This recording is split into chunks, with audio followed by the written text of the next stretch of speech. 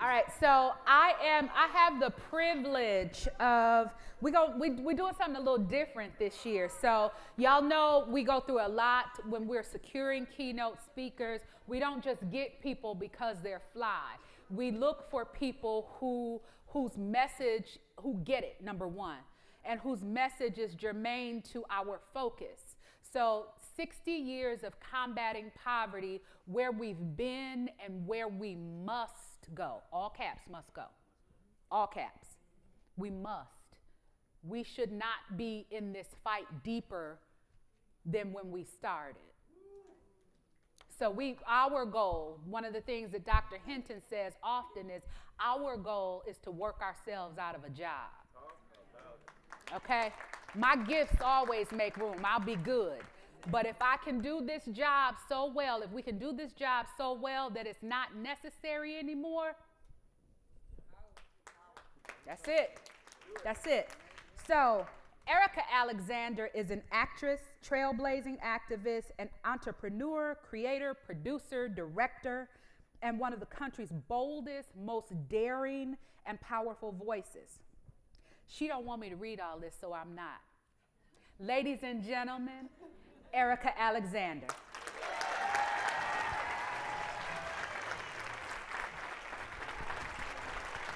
Welcome, sis. Thank you. Thank you so much. This is going to be something else. Oh, absolutely. Woo! Hello, and thank you. Glad to be here in Milwaukee. Should I sit down? Yeah, yes, ma'am. Okay. Make yourself at home. Okay. Once you go SAC, like, you family. All right. Make Now, do yourself y'all at hear home. it echo out here, or is it just up here? You know what? I think it's feedback because we're so close together. I think Yeah. it's fading as I step back. So I'm going to move the couch. Oh, you were way over there? Look, Okay, fine. We're going to do this. And we're going to do this a little different this year. Y'all know we adapt, right? Erika is best in this medium. So we're going to move in this work. Yeah, go, and listen. Oh, she's been capturing us the whole time, y'all. But what's your IG? Erika Alexander the Great. I'm so humble. Go find yourself. Okay? So what we're going to do there, Erika's work, she has such a large breadth of work, not just in her craft, because she's a hell of an actress. Yeah. And listen, make no mistake, I'm a fan. I was Maxine Shaw. If I had to pick, like, we had this thing. I have a shirt, like, strong like Khadijah, fly like Max. Y'all see my shirt? I mean that. I'm the culture. Come on. So I'm a fan, make no mistake. And so I'm ecstatic to watch everybody's of that age range, our journeys parallel. We're in work, we're activists. We are original hip hop. Holla, Dr. Benitez.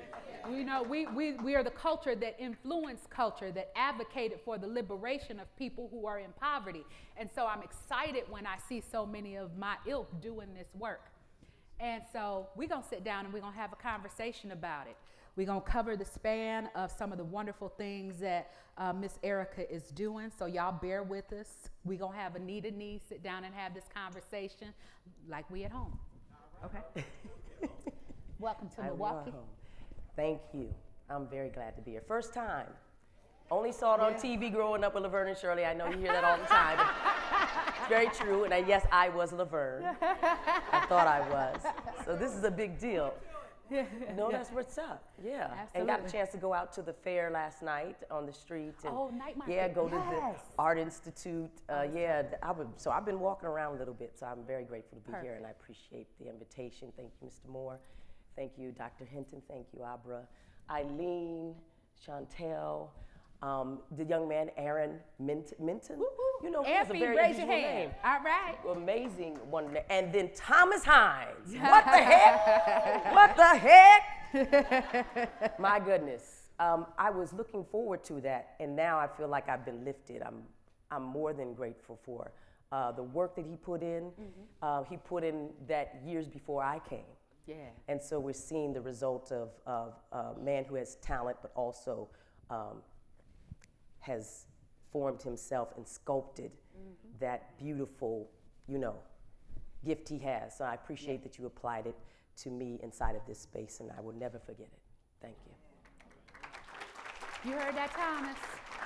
Oh, my friend, Michael Benitez, coming for y'all soon. Yeah. Yeah, a little Comrade. drink night last night, but yeah, Okay, all right. we had a good time with friends. So we're gonna just jump right in. Let's do it. Thank you so much. Welcome Thank again. you. Thank Welcome you. again.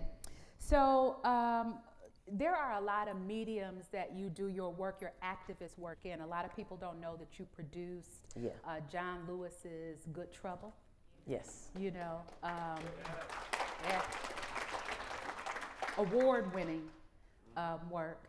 And also your podcast series, Finding Tamika, that lifted the voice to the disparity in what happens when women of color, specifically Black women, go missing, how systems fail to advocate, to jump in, to find, to make important.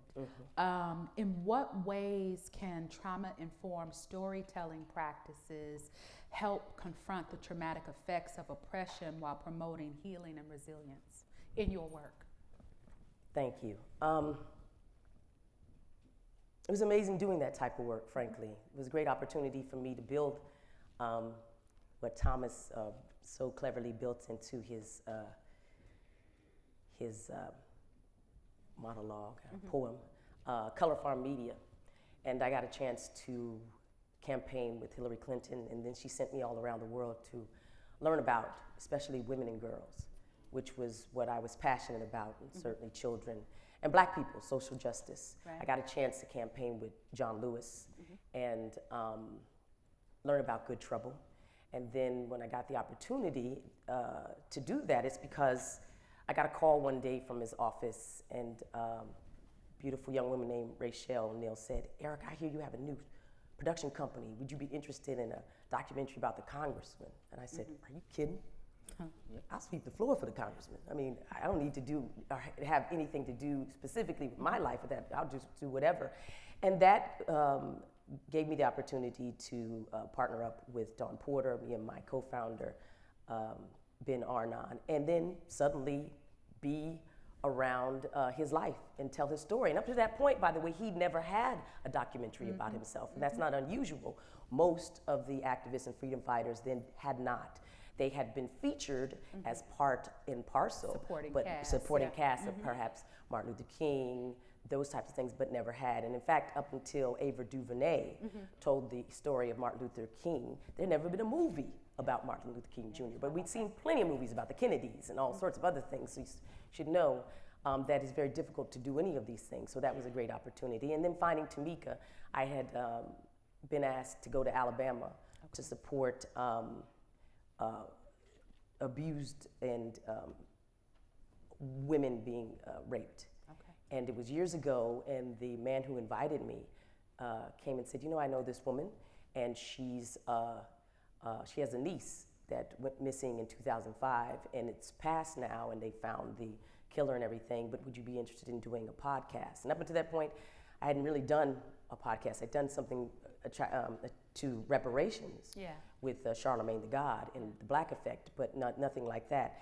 And I said, sure, why not? I'd learned that you have to say yes to expand your skill set. Yeah. And so there I was, going around trying to pitch a podcast about a missing Black woman, which is very difficult to do. They don't want to see us when we're here, let alone when we're gone. And found a really wonderful partner in Charlemagne the God and Kevin Hart. And I have to give them props, because often Black men and men are in rooms that we aren't, and they're able to lift us up, and they did. It was the first of their Audible deal, and we were gratified that it was a success, and went on to win the DuPont Columbia Award, and then be the #1 true crime of Audible that year. Yes. I say that to say that it's unusual. And to your question now, I've been watching Game of Thrones lately. Oh, yeah. And I had already watched it. You have to understand, but I wanted to rewatch it. It's a pretty amazing heavy lift. But what it is, and how I see it, is an allegory, a modern allegory for what's happening now. Now, we look at George R.R. Martin, very talented white man who's able to start throwing a lot of balls in the air and then keep them there the whole time and add characters and keep them there and pay them off. That's really hard.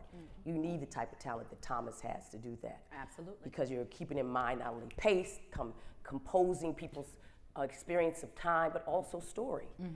And I think you have to tell a truth.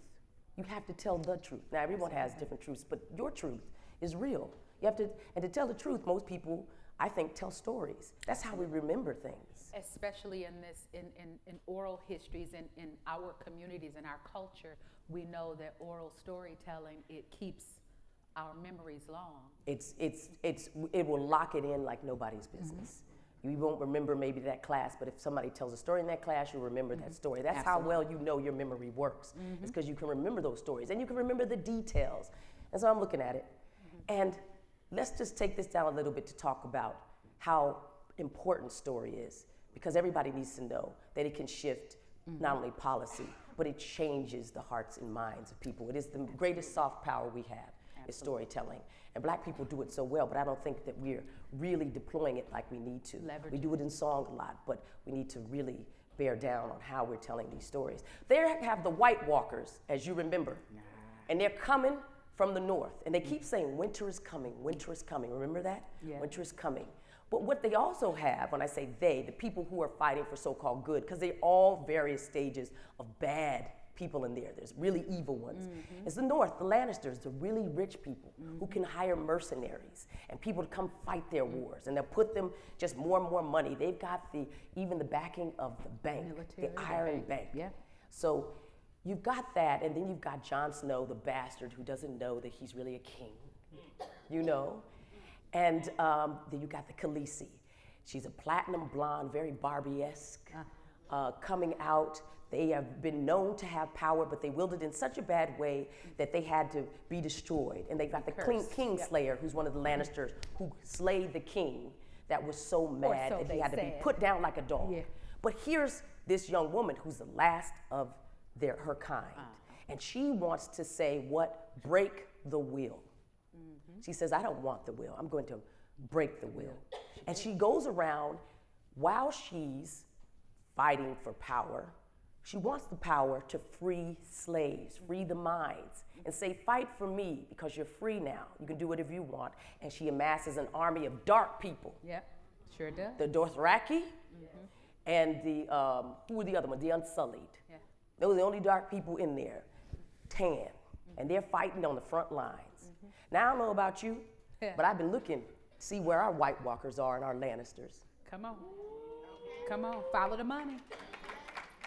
And if you know that, then you know that that entertainment that we're watching is telling the story of humankind right now. The class war that we're in. Absolutely. The real thing, the real the thing that feeds poverty is class. Absolutely. So we have to know and shift these narratives and show people and say, look what they did. They had to bring their entire armies together. They didn't even like each other to destroy the White Walkers. Now, what are they? The White Walkers, I just got to say this and I'm done with this because y'all, where's this going? Because it was important and I didn't know I'd talk about this, but it was important. They had a three-eyed raven. The three-eyed raven at the end gets all the power. I'm sorry if you didn't see it, too bad. It's been years. It's been years. And he can go, and he is responsible for keeping the history. They say if he destroys me, the White Walker, and he says, put me underneath the knowledge tree. It was a tree that was ever blooming. And he says, I'll be bait, like a stalking horse. He will come for me, the White Walker, the king, the Night King. And when he comes, luckily, they're able to slay the White. What's happening now in Florida with history? What are we talking about when they say if we can destroy history, we can change not only the narrative, we can erase humanity. Humanity is what lives in us that makes us moral authors. Absolutely. Absolutely. And they've done it before, they do it over and over again. So we continue to play this story over and over again. And it's tucked into all the really big narratives. But I'm trying to tell you the Game of Thrones is almost as important as a Bible. Absolutely. Because it's telling people how to live, and they watch that and know those stories more than they know the Bible stories anymore. So that's the game we're in, narrative. If you're not in that game, you're not playing at all. Absolutely. And plug hip hop. Right now, the state of hip hop that we're in, the storytelling, the visual representation that all of us who know that the culture of hip hop once served as an advocate and a liberator, now serves as a large vehicle that diminishes our culture and breaks our will, and we don't even take agency to take it back. Absolutely. So I'm hoping, and this is one of those, here I go on my soapbox, because we've had this conversation, so Absolutely. I'm hoping that we can begin to build for those of us who know its purpose, how to lift, because the kids are going to follow that music. Yeah. Okay? Absolutely. And we have to demand the elitist status quo to that. First of all, let them know we know what the game is dictating, and number two, we ain't standing for it. Yes, ma'am. And hold them accountable. And hold them accountable. Absolutely. So we keep talking about storytelling because that's one of your superpowers. What are some effective storytelling techniques and platforms for amplifying the voices, experiences of marginalized peoples, communities affected by isms, and we talking and hip hop is affected by isms. Okay, the culture is tainted, y'all, and how can how can these stories inspire change? Okay, so I'd like to answer this with showing you how I tell stories and why I told this story called Concrete Park. Y'all can put this up. I bought you a little quick deck we're gonna go through. The stage is yours. That's right. So if you pop it up, I bought you something. I want to tell you the story about Concrete Park, which is a graphic novel that we created. Yes, we did produce John Lewis Good Trouble. We can go past that. Oh, are y'all gonna do this or am I? Am I doing it already? You got the control, Madam. I do. Madam Keynote. Let me go back there. Work that. Okay. Oh, okay. Boom shakalaka.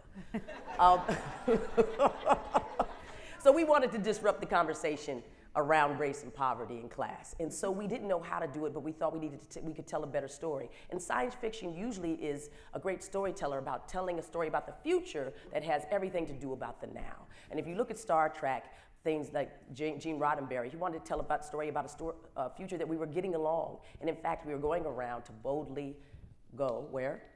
Where no man is gone. There you go, that story right there. It's already locked in. And so we thought we could get solutions and that type of thing, and we wanted to be a part of what we call Afrofuturism. So we want to rebrand blackness. Okay. That's our goal. Because if they can tell us and sell us the story of a nigger, come on, we can tell them who we really are. Come on. And it wasn't very long ago that people were telling us who we really are, and they got assassinated for it. People like Malcolm X and Martin Luther King and Medgar Evers. Those were people no one would ever call a nigger. They did, but the way they held themselves, the way they spoke, the way they communicated was powerful. So they had to be eliminated. So rebranding blackness is real, and we should all think about that, how we continue to propagate narratives. Here's one of them, CP time, I hate that. You know what I mean? Because the darker the skin, the earlier in. Put that forward. We were never allowed to be late. Why do we continue to push that narrative upon us? We know what's up. The darker the skin, the earlier in. That also means with funding. Get in there. Come on, say that. Woo! Fund these people. Fund activists. Fund the foundation of the work. So I'm an actress, and people know me as such, and there I am drawn in the style of Concrete Park. My ex-husband and I created this world. We wanted to tell a story that was inspired by City of God. City of God is about the favelas in Rio, and we thought it was a really great movie. Our stories do have the ability to change the world and shape the future. Concrete Park is what we said. We said, what if Earth sent its poor, its youth off to another planet? Would they reproduce the tribalism and the hostility and the violence, or would they make something new? Our bet is that they would make something new, but they would have to go through the fire. And that's Concrete Park. It's a graphic novel, And he taught himself after 50 how to draw comics. Tony Puryear, my co-creator on this, is the first African American to write a movie that made over $100 million. He wrote Eraser. And even with all the power he had then, and this is after Living Single, we went around trying to tell and sell this story, and no one would give us a shot. And that was how many years ago? That was in 1997. We wanted to create something that we thought was not only needed, but we thought we could win with, and we thought we were the team to do it. We understood these things. But we ran into an executive, a white executive, at a very, very powerful person. He was responsible for doing most of the things that you see that had either the sci-fi narrative and or black people in it. And we started showing him our stuff, and he said, let me stop you right there. He said, black people don't like science fiction because they don't see themselves in the future. And he wanted us to tell us a story about something that he did one of those screenings, and somebody stayed back. They do focus testing. And it was a young black man who kept staring at the screen. And they all came out from wherever they were, and they said, excuse me, do you have anything to ask us? And he said, yeah, I just want to know, how'd that nigga get to Mars? Wow. Now we're looking at him, and this is a man who has the power of yes and no of a lot of things, and has said yes and no to a lot of things. And now I realize why and how he's done it. And Tony disrupts that room right then and there, because no one obviously had told him the truth. And he said, for black people, the past is painful, the present precarious, but the future is free. Come on. We always see ourselves in the future. That's why you have hip hop and jazz and this and that and, you know, all these great cultural shifts. He says, we're the aliens that you took from across the world to rock your world and make your planets twirl. Ooh. He also reminded him that the star that he had at his studio, who was the #1 science fiction star in the world, was Will Smith. He didn't even factor that in. Of course, he got mad, started pushing our stuff around. And Tony said, okay, now you're calling my baby ugly. We popped up and we left. And we decided that we couldn't break the will, but we could remake ourselves and recreate our idea around a comic book, a graphic novel. Why? Because it was less expensive to do. We could do it ourselves. We did. He got to work that week. By the next 3 weeks, he sent an email to Mike Richardson of Dark Horse. Dark Horse does Sin City, Hellboy, the 300. He said, I'll publish this. By the end of the year, we were a published comic, and we were Best American Comic. And then Forbes 2 years later said we were the best, one of the best graphic novels in America. And then there was Black Panther. How about that? How about that? Is me trying to tell you what type of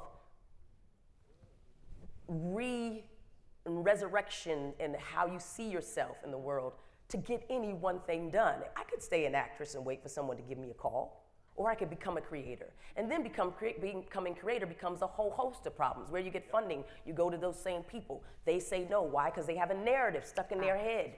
They tell you why that narrative exists. You say, God, I don't know if I can beat that narrative, but I need to push forward. And that's the thing. That's the answer to that question. You got to push forward with narrative. And we did too. We looked at him and we decided, and we had Uhura, yeah, whose name means freedom. Yes, yes. Know that. All these things tucked in tell us do this. And we use the influence of who's that? Oh, sorry, Benny King with Spanish Harlem, the Rose in Spanish Harlem, the Rikers Island. If you look in Concrete Park, which is now a 2-part graphic novel, you'll see these things. Nairobi, our influences, the thing that would tell us, George R. Martin, Beloved, all these things are tucked in there. Gabriel Garcia Marquez, Thor, the Fantastic Four, the way he drew it. Tony never drawn anything. The Wretched of the Earth is in there. Yes. Frantz Fanon, it's in there, the philosophy. We're trying to tell a story that can transcend any one space, any one picture, the great Jack Kirby, all that narrative. There's Tony's picture. You can see it sort of mimicking that. You can see the influence of Jack Kirby's and that iconic imagery. There's our heads. This is what we had to do. Gauguin is in there. Yeah. There it is. There's one of our lead characters, Luca. Look at the way that's Concrete Park. There you see. Yeah. That's Concrete Park. So I tell that story. And by the way, we even had a map. By the way, in Game of Thrones, they had a map. but our map has a Martin Luther King Jr. Boulevard in it. Okay, Because even all in right. space, you're going to have a Martin Luther King. That's the biggest boulevard there, baby. Okay. In scarce city. Why? Because everything's so scarce and scary. And there's all the narratives tucked in. And I'm proud of saying that the future is free. Yes. That's the end of that. Yes. You can let that go now. Whew. Way to slow walk. To tell you, that one heavy lift took years and years. And not even talk about the promotion and going to Comic-Cons and being side-eyed by other creators going, what are you doing here? Till they saw we were serious. And we showed up over and over and over again. But I want to let you know that creatives are doing this type of work around narrative because they have to. But they don't often have the type of ability to do those things. So I say collaboration is necessary. Absolutely. And finding like minds and then making those partnerships that can push us forward, because it will not be done in the traditional space. But just so you know, that's what we've been doing. Absolutely. Way to slow walk us on that one. Okay. Way to do it. My timekeepers, you keeping me truthful. Make sure you know. The other things will be less. No, we can go. My now, big lifts. You know, Thank you, Mr. we Moore. like Thank to you, be Doctor. great hosts. We can go. I just need for them to keep me honest. I know Chantel's gonna wave me off. So next question, because one of the things that excited us the most when we came together was when we began to identify the barriers that we've been talking about, barriers since 2017, y'all, that are the intersections that identify how we measure an issue to be an issue when it comes to the lived experience of poverty. And as I ran those down to Erika, she immediately began to associate the work. So that's how we formed this parlay that we're doing. How can the trauma-informed practices address the deep-rooted trauma, though, that's caused by systemic injustice like racism and classism? And what role, for example, Concrete Park, does that storytelling play in that approach? Narrative. Mm-hmm. Narrative. Back to narrative. Back to narrative. Yeah. Ashe. Ashe. We need to start to control the narrative. Absolutely. And this is the battlefield. It's 22 inches right around your head. Yep. It's no further than that, because what we think of ourselves, and if you want to see how what people really believe and the actions they do, it's first here, who their parents say they were, who they think they are, and then we regurgitate, and then you see the action, and then you know who they really are. So how are you provoking those conversations? Can you give us, because we know, I mean, this is a ride that sometimes we feel like we're preaching to the choir, but Yes, I ma'am. always look to see how others are leveraging their innovation. We know one of the things that our planning coalition was very adamant about is that we continue to lift these stories through the arts. And that the arts reach people in ways that white papers and lectures don't.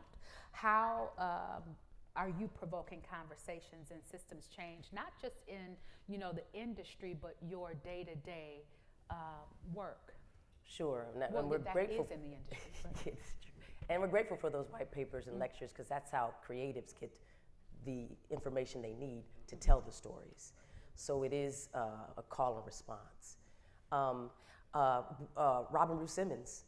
Robin Rue Simmons was the story of the rookie, a rookie alderwoman in Evanston, Illinois, who took the job up and started looking at all the systemic issues they had in Evanston, which is considered a pretty affluential suburb outside of Chicago, but had their segregation and time doing all sorts of dastardly deeds that happened in Chicago with the housing and everything else. And she said, you know what? What about reparations? And she'd just come from Africa. And her, the council people with her voted for it. They voted for it before even they knew how to do it. Yep. Probably that was best. Yep. If they had looked into it, they probably wouldn't have put it forward. But she did it before it could happen. We heard about it. We were just happened to be doing a documentary about reparations. So our answer to that was, we were doing a documentary about reparations that looked more like the 13th, which is Ava DuVernay's more talking head, that type of thing. is that a finished product Or or project? Yes. And it's called? The Big Payback. The Big Payback came out on at PBS on Martin Luther King Day this year, and it followed Robin Rue Simmons' journey in 2019 through 2022 and her making reparations. It is now used as an instructional tool for cities all across America, because you can talk about it, but be about it and watch this woman do it through COVID, George Floyd, all of those things. Be exhausted by it, raise her daughter who graduates and goes on to Harvard is unreal. And this is the type of thing that we need more of. Documenting and archiving our lives as if it's valuable. We were able to shift our narrative there, but if we hadn't been doing it already, we wouldn't have been ready to do it. So the Big Payback was our real thing in life. And by the way, those reparations and the type of things that she was talking about is because I've lived it. My own origin story is that I'm from Arizona, the child of 2 orphans. And I'm one of 6. My father was a Kojic preacher, Pentecostal. And we spent the first 11 years of my life in a hotel called Starlight off of Route 66. And if it weren't for something as unique as the Lutheran Church discovering him and saying, oh, you have a really good affinity for language. And this was in the 70s after all of that turmoil, and they were trying things out. And to their credit, the German Lutherans saw my father, who, by the way, wasn't making a living. He was a waged, offering. That's a tipped wages as far as I'm concerned. Okay, yeah, benevolent. And they pass, there you go. And you can't do that and come up. And he's itinerant, so he didn't have a home church. And they sent him to the Lutheran Theological Seminary in Philadelphia. And that gave him health care, which he needed because he had a bad heart, born with a bad heart. And that gave us new opportunities because suddenly we were in a larger city. Right. And there I was sitting in a summer program, and a movie comes to town. My mother sent me there, and I was 14. They needed girls to audition. I was always told, show up and do your best to show out. Yeah. And here I am to this day because the movie company picked me to be the lead out of hundreds of girls in the tri-state area. Yes. That's my origin story. Yes, absolutely. Back to what you know to be true, the narratives that we pour into our children. Yes. If you're told, you had no doubt whatsoever that you wouldn't show out and show up because you had always been told to. Because that was the story in my head. Absolutely. My parents had taught me Absolutely. that that's what was necessary in order to be successful. That and mostly education. Absolutely. Educate yourself. Absolutely. Thank you so much. Yes. So I'm all over the place at this point with these questions. No, this is wonderful. So we're gonna keep it moving. Yeah, we're gonna keep it moving. But I'm gonna throw it out there because what are some key that you know of, key policy barriers and challenges that perpetuate those isms that we talk about in our society, and how is your work building political attention and mobilizing communities to advocate for inclusive practices? Okay, so the key policies that I guess they're not real policies, but I think that they are there anyway, are apathy and ignorance. They seem to be policies. Don't care, don't know. Don't want to know. Tell the truth. And it keeps us in a bind, and we just keep circling the drain. Truth. Give her some. Truth. Yeah. And it's frustrating and all those other things. Excuse me, y'all. Help yourself to some water. We'll give you a moment. Remember, this is your stage. We just guessed facilitating. That was a question, and what I was asking, what are some inclusive practices that you've implemented, knowing that you've been on the forefront of documenting, doing some self-advocacy for projects, for purposes that were bigger than you just trying to get a check. You know, I know that this is riddled with self-awareness and uplifting and, blasting some of this cognitive dissonance that happens. What are some of those inclusive practices that you have employed trying to make things move and shake? Got it. When we first talked about Color Farm Media, we did a tour, a 10-city tour. We just locked it to wherever I was performing and or doing a movie or whatever. And we said to everyone, we were looking for you. We went on radio stations. We asked people to invite creatives, anybody that was interested in learning how to crowdfund their own projects. We said, no one is going to come find you, sorry, the days are over. You're not going to be discovered. Discover yourself and learn how to network within your own community, but your own community is bigger than what you see. You have to find your tribe. Your tribe is beyond perhaps what you're thinking. You may have people who sew and don't know that that's their tribe, that they could ask for their help in managing to create more opportunity for themselves. And we did that in Chicago, in Compton, and North Carolina, Raleigh, Philly, 10 cities, and thousands of people showed up. And I want to give a prop out to Compton. There was a young Aja Brown, I think, was the mayor there, and she let us use the community center, and over 700 people showed up that day because Stevie Wonder allowed us to go on a station on Sunday that he has gospel all day, and all of these Black women came out being pushed by their grandsons in chairs with their notebooks, waiting to tell their story. And we were there to treat them not only as seriously as anybody be treated, as if they were the next Spielbergs, because we believe that the next modern American masters are there in those communities. They always have been.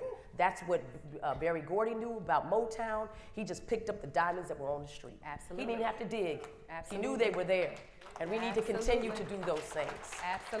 So that's what we did with Color Farm. We tied it to our launch. Also with Finding Tamika, we did things within the community to get people to gain awareness of missing Black women and girls and the phenomenon of missing white women's syndrome.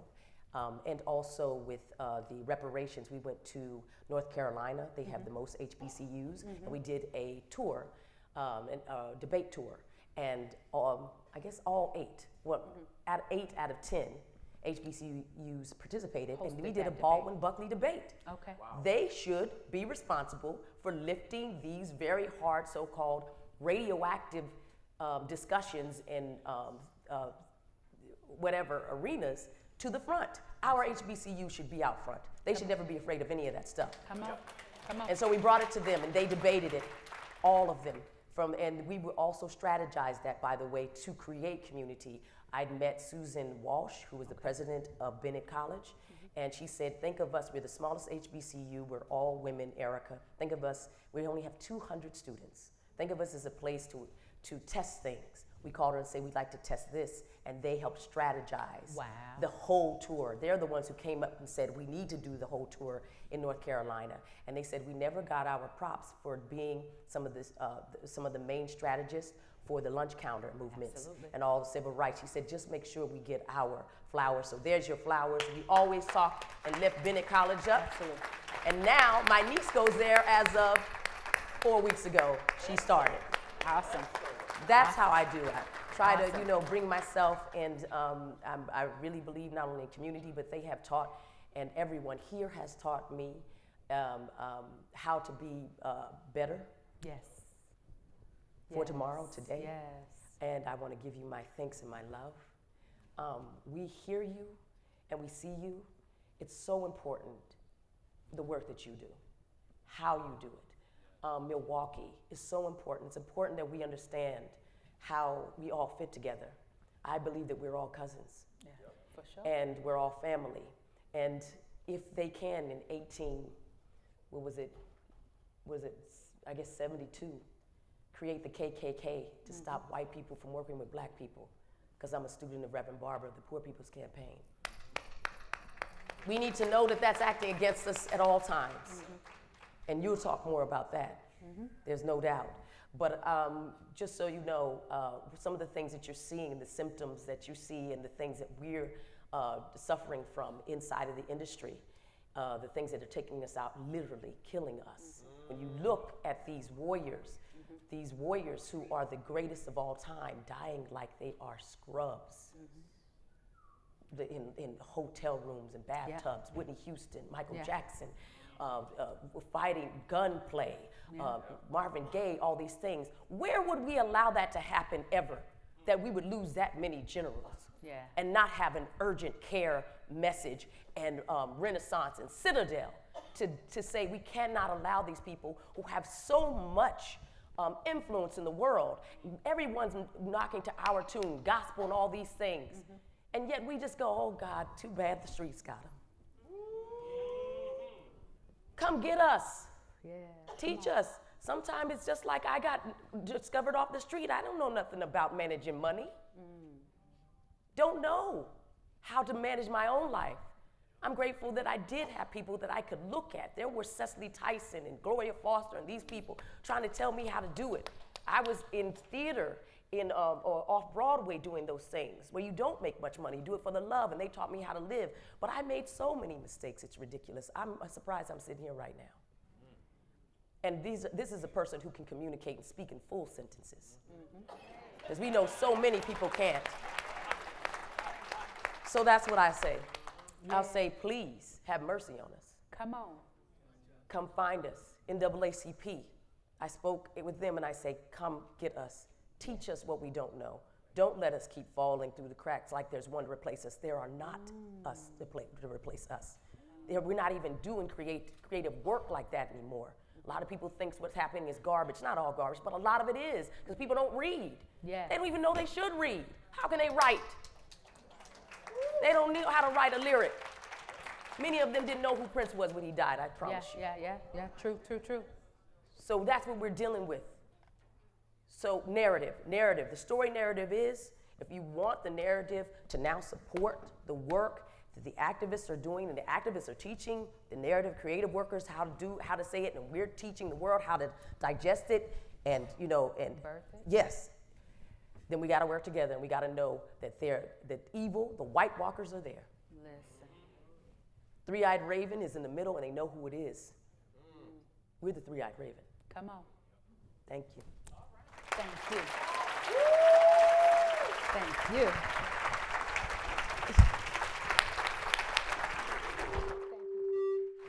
That's us making that energy. Thank you. Ladies and gentlemen, Erika Alexander, we made the right choice, didn't we, y'all?